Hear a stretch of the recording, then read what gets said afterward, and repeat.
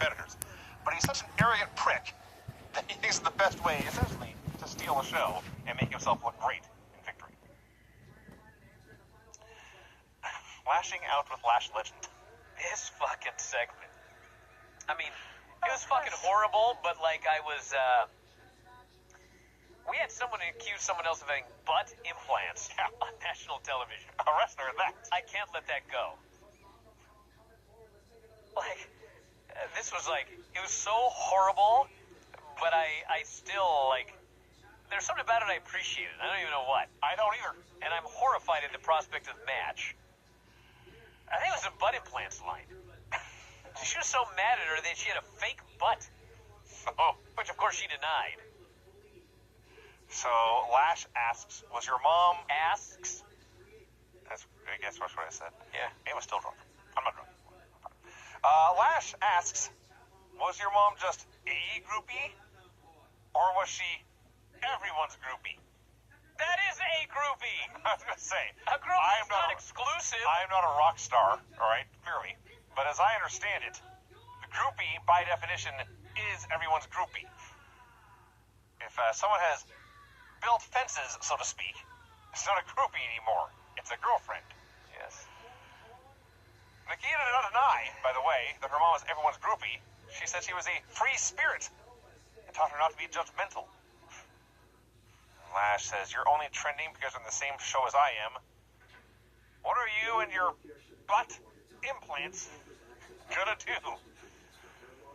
And Nikita insists the only fake things about her are these nails and her spray tan. This inspires a pull apart, and they're separated. Do I have that right? That covered it, dude. Okay. McKenzie interviews Imperium. They deny attacking the Creeds earlier. They would never taint the honor of this great sport by resorting to underhanded tactics. MSK interrupts, says it won't work this time. We're going to take the Creed spot. We're going to win those titles, and we'll give the Creeds an opportunity. You know, I've said this before, but a segment that is edited, as this one was with Nikita Lyons and Lash Legend, you know, you can save a lot in editing. I've seen it personally. Yes. This was a fucking atrocity. So, I'm trying to imagine the raw footage. I'm trying to imagine what they had to work with to get this. Whew. Brutal. All right. So it's JB and BJ and their friend are there. So, as you know, Brian, in recent weeks, I've had some fun with the name Tatum Paxley. Much to your consternation, I've shuffled the syllables around because it doesn't matter what order you put them in, they're all stupid. But I wasn't thinking about that here. I was going to write down her name. Instead of writing down Fallon Henley, I actually wrote down Hayden Fallon. Because it doesn't matter. It's the worst name anyway. So they're backstage asking, hey, what happened to the Creed brothers? Who attacked those Creed brothers? Do you know, Vinny, that back in the day when I was writing Figure 4 Weekly and it was time to write the Frank A. Gotch's Flying Mare Wrestling newsletter, there was always names in there.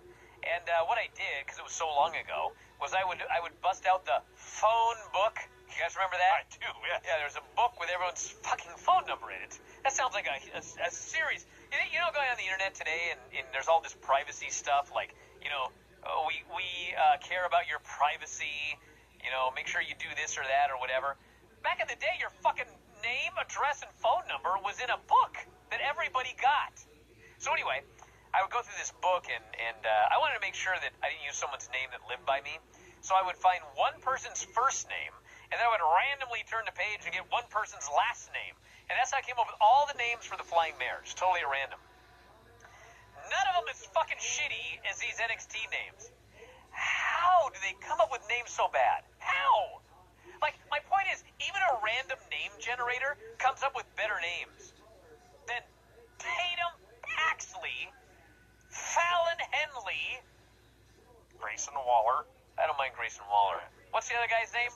Harland? Like it's a fucking romance novel? God. Harlequin. Whatever. Probably be better if his name was Harlequin. He is definitely not a Harlequin. Anyway, Hayden Fallon's hanging out with her redneck buddies. and they're trying to figure out what happened to the Creed brothers who attacked them, and her redneck buddies immediately accuse the Mexicans of being in on it. Now, to be fair, they do point out Legado del Fantasma has attacked people in the parking lot before. There is a track record, but that's profiling. It is. But they point out if it was us, everyone would know about it. And anyway, didn't the Creed brothers beat y'all? So they go back and forth. Elektra says something, and they say, well, maybe you beat up the Creed brothers. And she says, don't go accusing me because you can't get laid. That's her quote. Wow. It's canon now. He can't get laid. That is canon. He replies, I'm working on it. And his friend said, he's trying his best. He's trying his best to get laid. Yes. Still can't. You know, when you try your best to get laid, this guy needs some advice. Something's going wrong. Because his fucking friend's fucking with him at this point. Yeah. So... Oh, you're not getting laid? Try harder. That always works. I remember all those times when you weren't getting laid, Vinny, and I was like, you know, Vinny, you just have to try harder. You know, just grab him. I never did. So Fallon Henley then asks her redneck friends, did you guys beat up the Creed brothers? Now she thinks they may have done it and they're her friends. I never gave Vinny that advice. My point was, it's fucking ridiculous. LA Knight versus Grayson Waller in a last man standing match. Is it alright? It was fine. They each hit their finish, but could not win. They go to the break. They come back for fighting the Crow's Nest, where Waller falls to his death, but Sangha is there to carry him back to the ring. So LA Knight attacks Sangha. They go back and forth. Eventually, Sangha ends up handcuffed to the post, so he's out of the match. There's a big a table is out there, and Waller goes through it. And a lot of stuff happened here. LA attacks Waller with a chair. I wrote LA puts Waller in chair and smashes him. This may have been where the booze really kicked in. He beats up poor defenseless Sangha for a while. Sangha's out of the match now. He's still getting hit with a chair, but he passes the gimmick to Waller. There's a convenient announce desk at ringside, even though the announcers never actually sit there. And Waller ends up doing his wacky clap between his legs, elbow through the desk. And the finish is actually awesome, because he does this big, giant flying elbow off the top rope of the announce desk. Both guys are down. The referee's counting to 10. And LA can't get up. And Grayson can't really get up either. But he can get over to Sangha. And he can grab Sangha's shoulders. And Sangha's a big, powerful man. And so Sangha grabs... Well, he's still handcuffed. But with Waller on his back, Sangha stands up. This makes Waller stand up, and he wins the last man standing match. That was actually a brilliant finish. That's good. Braun Breaker says he loves this business. He looks at the NXT title, thinks about all the guys who had it before him, how hard they worked. It drives him to keep it. He goes to run through this roadblock tonight. And there is an awkward pause. Tony D goes to his cousin Mikey's restaurant. He's going off about the history of this restaurant like I should care. Everyone will see Tony D, he says, the new dawn of NXT. Casey Catanzaro and Keaton Carter versus Kaylee Ray and Io Shirai. This was fine. Idris Enofe and Malik Blade have beaten up Mandy Rose's bodyguards and taken their place. Yep. This is their plan to get laid, actually. Hey, they are trying harder. They are trying harder. So there's a hot tag going on. We are told that KC and KC are the only real team left in this tournament. What a sweet tournament. What a great tag division you have. There is a terrifying, Doomsday Device Poison Rana thing. It's not the finish. And eventually, Io pins Casey with the moonsault. Now there's no real teams left. That's right, yeah. So yes, the finish, the finals are going to be Dakota Kai and Wendy Chu versus Io Shirai and Kaylee Ray. And Cora attacks Mandy. Well, I presume she's fighting for the title Mania weekend. Idris and Malik. She's not ranked, I don't think, but no, that doesn't matter here. No, wins and losses do not matter in NXT. But what does matter is apparently getting laid. And Idris and Malik just fucked themselves here because they're standing there as Mandy's bodyguards, her self-appointed bodyguards, and they let this crazy skateboard chick run by him and beat her up. Terrible bodyguards. Indy's backstage watching last week's match. I guess Persia got pinned, but whatever.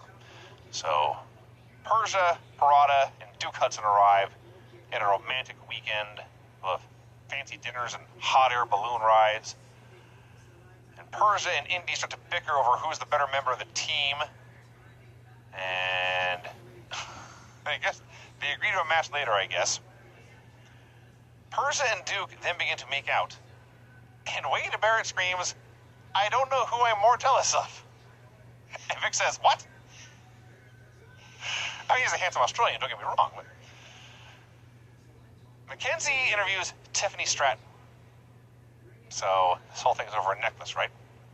Oh, that's right, yeah. So Tiffany says... Great angle. Yeah. I forgot about that fucking necklace. Tiffany says, next week when I face Sarai, I won't just break her necklace, I'll break her face. I'm thinking, dude, neck is right there. I won't just break her necklace, I'll break her neck. This isn't that hard. MSK versus Imperium.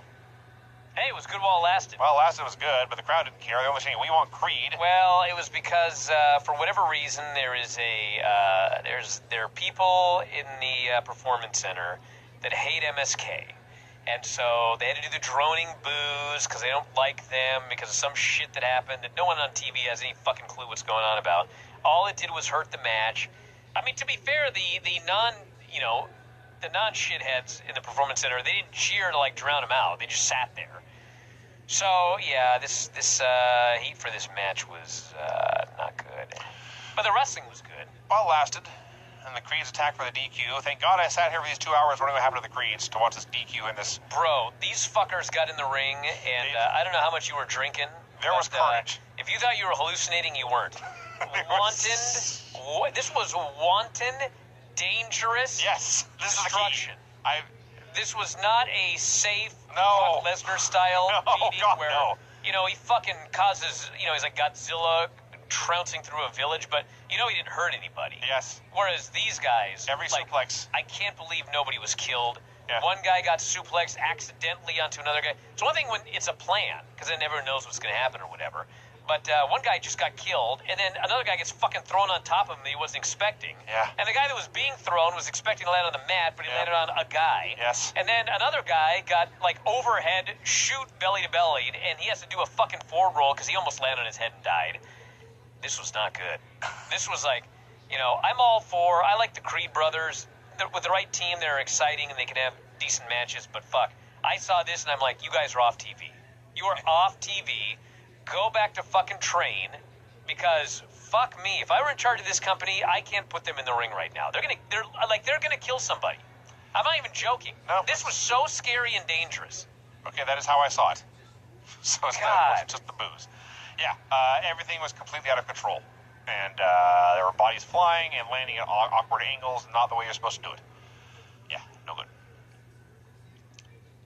Harland is watching Draco Anthony. Noise in your throat. Jesus. It's been a long day. Harland is watching Draco Anthony lift weights. Joe Gacy steps up to say he comes in peace. I was drunk enough to just let it go. It was more like 5 seconds, who cares? Zion Quinn defends Draco Anthony. Says Draco is his own man. Which is funny, because if he's his own man, he wouldn't need Zion Quinn to speak for him. I guess they're doing a tag match. A-Kid is coming to NXT 2.0. Spanish star, first ever Heritage Cup champion in NXT UK. He's on his way.